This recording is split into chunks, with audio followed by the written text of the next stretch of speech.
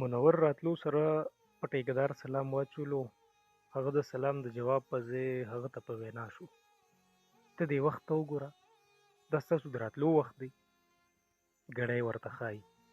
او څه شو محمد؟ ټیکهدار صاحب هغه وایي زه نور کار نه کوم. ولې؟ هغه ته پرون تاسو د ماسپښین په مانځه خبرې کړې وې، نو لکه ما بده ویلې ده.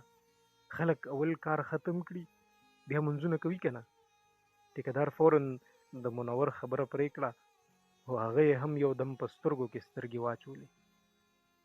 محمد زه ډېر نږدې نه پیژنم. هغه ډېر غیرتي دی، هر څه کوي خو مونځ نه قضا کوي. ما ته یې وی چې کوم کار کې په مونځ بندیز وي نو داسې کار روزګار نه وږي ښیم. د خپل رب حکم نشم پرېښوی. د رزق وعده هسې هم هغه کړې ده.